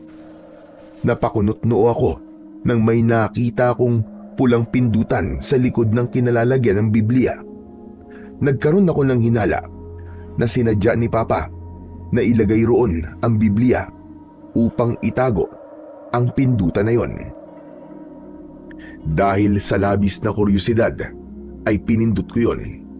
Napaatras ako nang biglang gumalaw ang lagayan ng libro.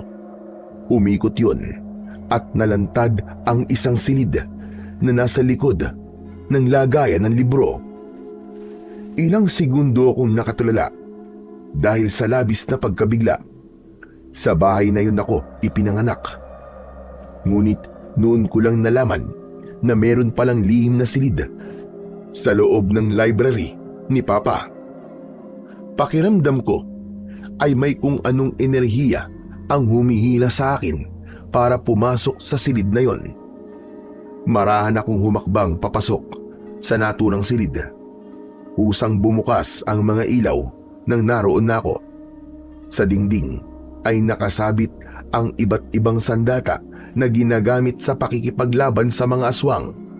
Karamihan ay mga luma na at sa palagay ko ay doon itinatago ni Papa ang mga sandatang ginamit noon ng aming mga ninuno.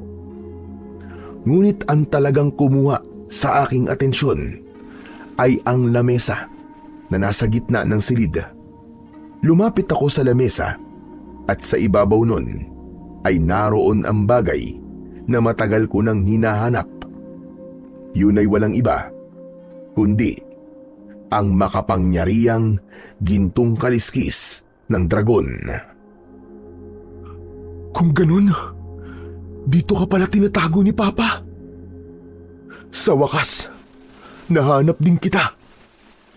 Nanginginig ang mga kamay ko nang kunin ko ang gintong kaliskis ng dragon. Nagmamadali akong lumabas ng silid na yon. Muli kong pinindot ang pindutan at kusang sumarado ang lagayan ng libro. Ibinalik ko ang Biblia sa dati nung kinalalagyan at saka ako bumalik sa kwarto ni Papa. Masaya kong ipinakita sa kanya ang gintong kaliskis ng dragon. Papa, tignan niyo! Nakita ko na po kung saan niyo po itinago ang gintong kaliskis ng dragon. Alam ko na sinabi niyo po noon na hindi pa ako handang gamitin to. Pero wala na po ako mapagpipilian dahil kailangan ko na po itong gamitin ngayon. Nahihirapang tumango si Papa. Alam ko na ang pagtango niya ay ang kanyang paraan para sa pagbibigay sa akin ng pahintulot na gamitin ang gintong kaliskis ng dragon.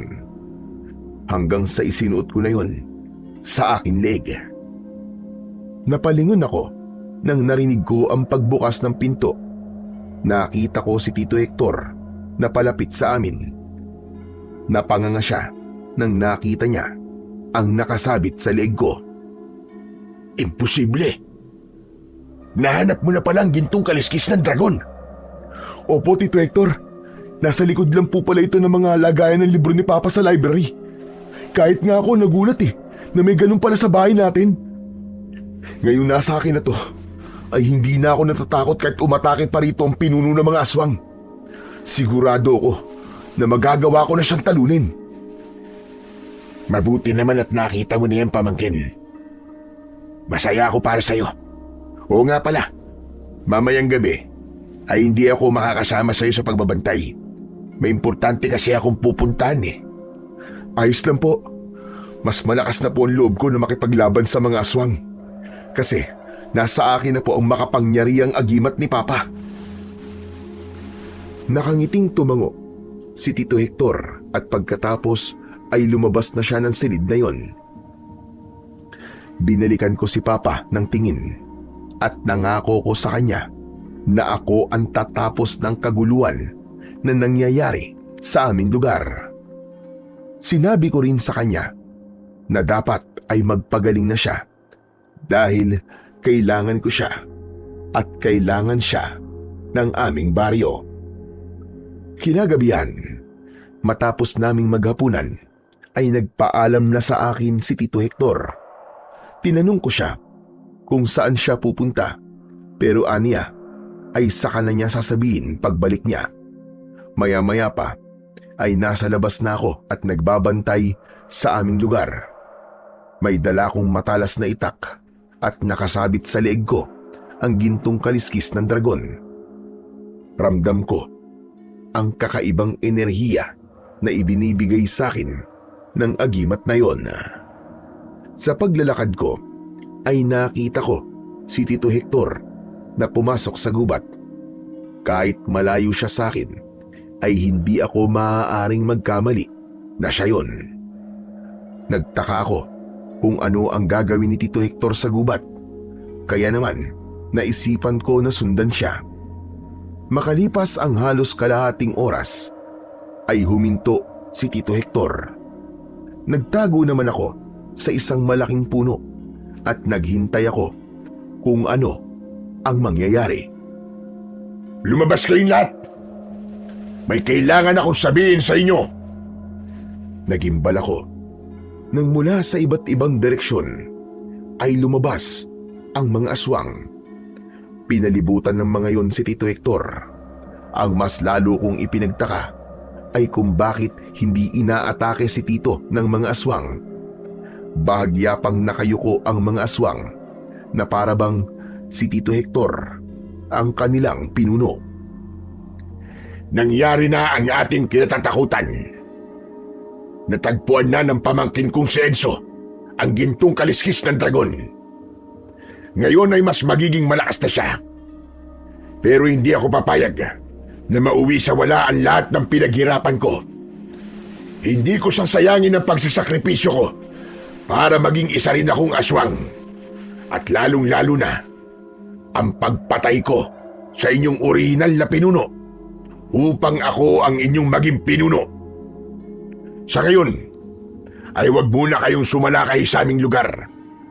Ngayong gabi, ay papatayin ko na si Enzo at ang kanyang ama. Hindi ako makapaniwala sa aking narinig. Para bang binuhusan ako ng napakalamig na tubig ng sandaling yon. Agad kong nakuha ang ibig sabihin ng mga sinabi ni Tito Hector. Nagmamadali akong tumakbo pabalik sa aming bahay dahil ang unang pumasok sa isip ko ay si Papa. Kailangan ko siyang protektahan mula kay Tito Hector. Pagdating ko sa bahay ay agad kong pinuntahan si Papa sa kanyang kwarto. Hindi ko na siya inabala dahil natutulog siya. Hindi ako mapakali. Palakad-lakad ako. Hindi pa rin ako makapaniwala na si Tito Hector pala ay umanib sa mga aswang upang maging aswang din siya at pinatay niya ang pinuno ng mga aswang upang siya ang pumalit dito sa pagiging pinuno ng mga aswang. Kung ganun, sinadya ni Tito na umalis ako para magawa niya ang lahat ng plano niya. Ngayon ay naiintindihan ko na si Mang Isko kung bakit ayaw niyang ipaalam kay Tito Hector na buhay siya. Dahil malamang si Tito Hector nga ang nagpapatay sa kanya. Maya-maya pa ay bumukas ang pinto ng silid ni Papa. Pumasok si Tito Hector. Nang sandaling yun ay iba na ang tingin ko sa kanya.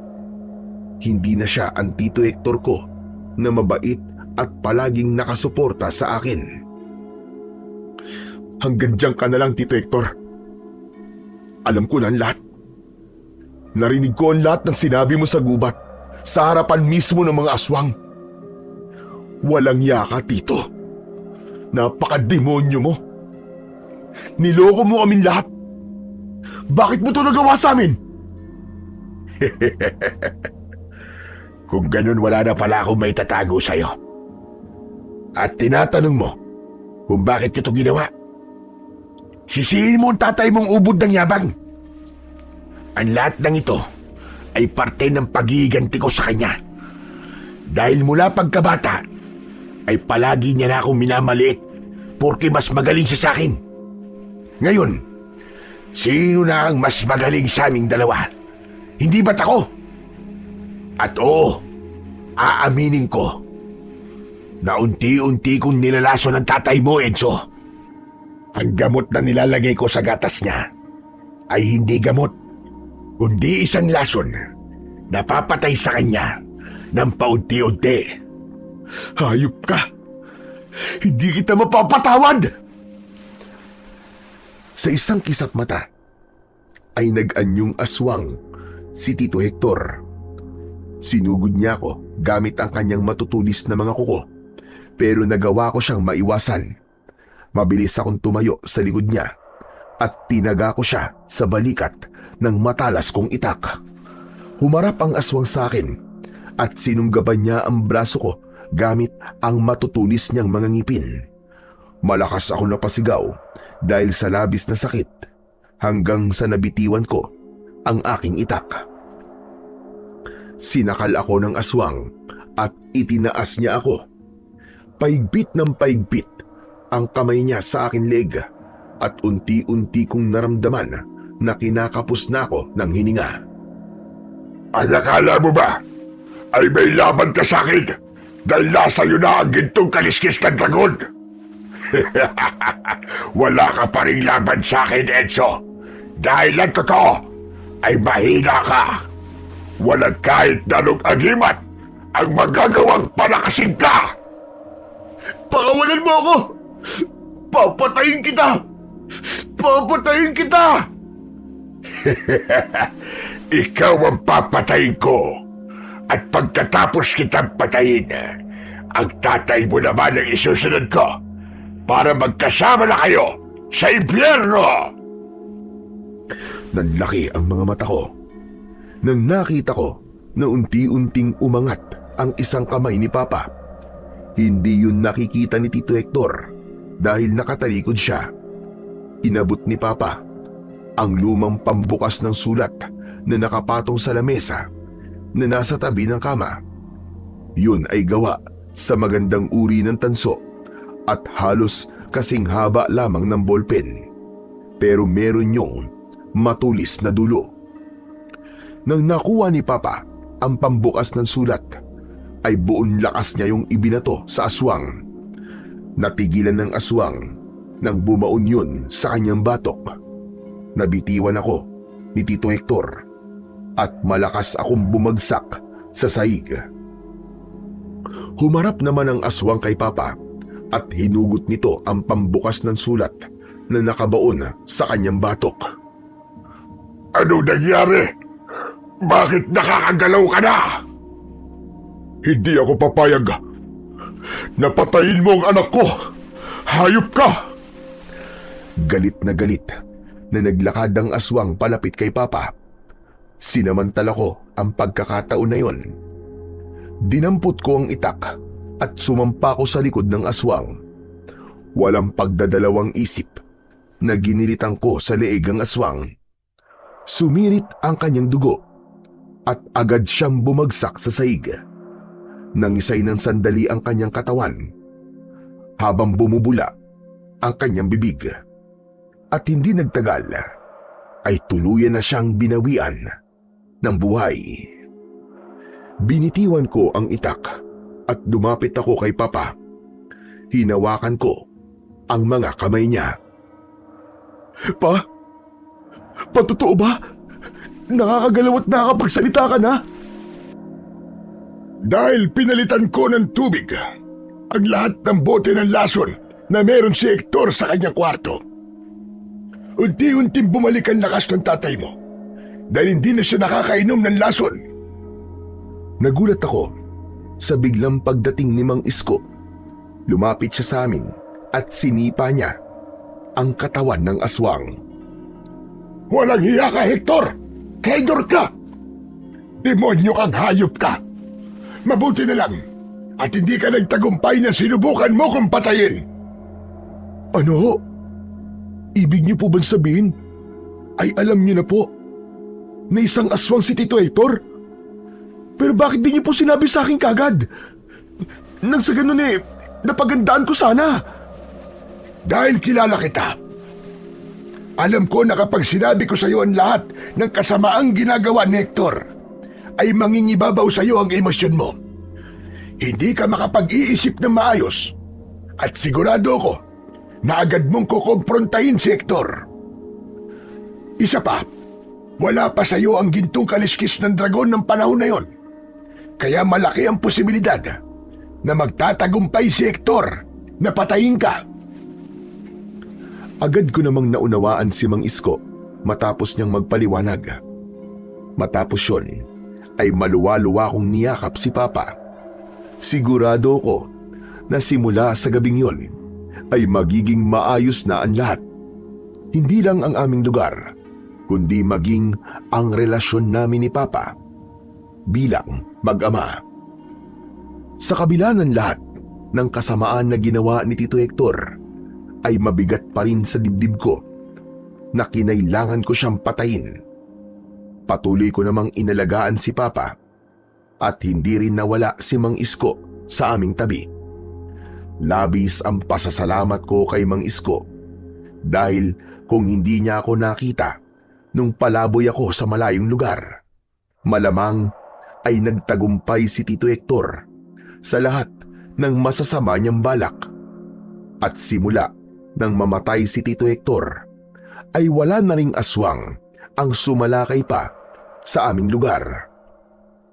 Hinala ko ay naramdaman ng mga yon na patay na ang kanilang pinuno, kaya natakot na silang manggulo. Sa mga panahong yon ay mas naunawaan ko na si Papa. Napagtanto ko na hindi dahil maigpit ang isang magulang ay wala na itong pagmamahal sa anak. Iba-iba lang ang paraan ng bawat magulang sa pagpapakita ng pagmamahal. Nang tuluyan ng lumakas si Papa, ay ibinalik ko na sa kanya ang gintong kaliskis ng dragon. Ngunit hindi niya yun tinanggap at sinabi niyang ipinapamana niya na yun sa akin. At pagkatapos ng lahat, ay tuluyan ng naging maayos ang pagsasama namin mag-ama. At sa unang pagkakataon, ay naramdaman kong hindi na ako nabubuhay sa anino niya, kundi sa sarili ko ng pagkatao. Hanggang dito na lamang po ang aking kwento, Sir Blair. At sana po ay kinapulutan niyo ito ng aral.